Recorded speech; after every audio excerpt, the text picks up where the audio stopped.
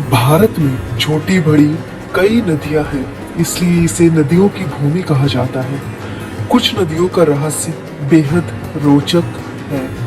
इन्हीं में से एक है सरस्वती नदी, जिसे लेकर कहा जाता है कि ये नदी विलुप्त हो चुकी है।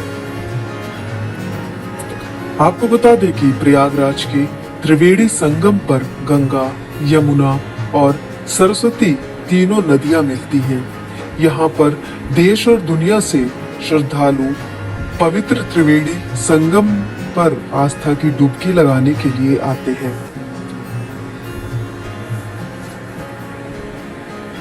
भारत में छोटी बड़ी लगभग 200 से अधिक नदियां हैं, लेकिन कुछ नदियों का रहस्य बहुत ही रोचक है। इन्हीं में से एक सरस्वती, जो कि भौतिक दृष्टि से दिखाई नहीं देती क्योंकि ये जमीन के नीचे बहती है।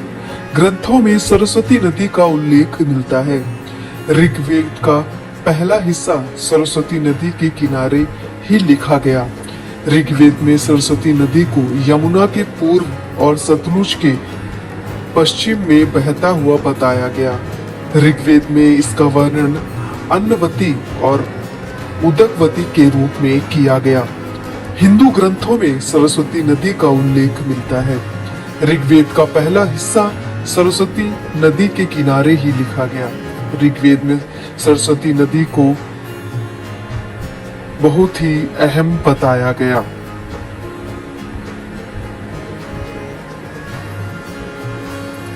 वहीं महाभारत में सरस्वती नदी के विलुप्त होने की बात लिखी गई।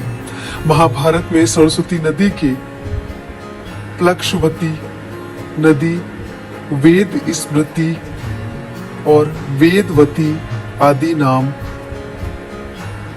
दिए गए।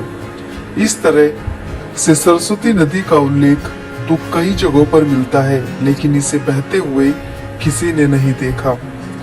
सरस्वती नदी को लेकर ऐसा कहा जाता है कि ये नदी धरती के नीचे बहती है।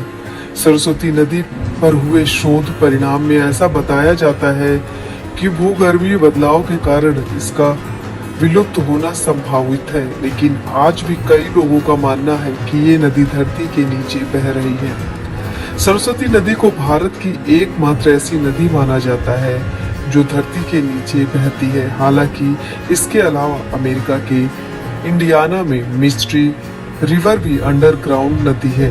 अमेरिका के उत्तरी फ्लोरिडा में स्थित सेंटा फे नदी, पोर्टो रिको में स्थित रियो कैमू नदी और फिलीपींस की पर्टो प्रिसेंसा नदी को भी अंडरग्राउंड नदी माना जाता है। उम्मीद है आपको हमारा वीडियो पसंद आया होगा, तो इसे लाइक और शेयर जरूर करें। धन्यवाद।